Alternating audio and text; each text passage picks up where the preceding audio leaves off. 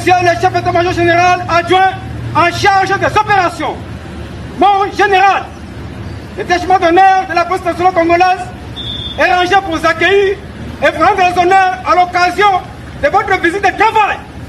Je vous invite de prendre place à la salle de réunion. Le commandant détachement d'honneur, commissaire principal, Amis Boukoumou, Dieudonné.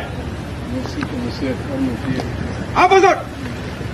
Dans ce cadre de la mairie de Butembo, celui-ci a entretenu des couches sociales et des députés nationaux de la région à vacances parlementaires. Une réunion qui vise à tabler sur la situation de l'air, la sécurité marquée par la progression des rebelles du M23 et l'activisme du terrorisme de l'ADF. Une évaluation avec ces acteurs à vue des solutions locales dans toutes les urgences pour barrer la route aux ennemis qui ont cette ville dans leur viseur. Le général Tchali Gonzanduru est le premier haut gradé de l'armée congolaise arrivé dans la région depuis l'occupation par les rebelles du M23 de certaines cités du territoire de Lubero. Une visite qui intervient après une crise sécuritaire intense dans la région. Les rebelles du M23, aussi de Lubero, couplés par l'activisme des terroristes de l'ADF, qui continuent à inspirer la peur par leur empreinte du territoire de Beni. Ces fauteurs de troubles sont désormais en train d'opérer dans le territoire de Lubero, où la chefferie de Bassoa et le secteur de Bapere sont tombés dans leur djung. Des populations fuient ces entités pour s'affluer à Butembo,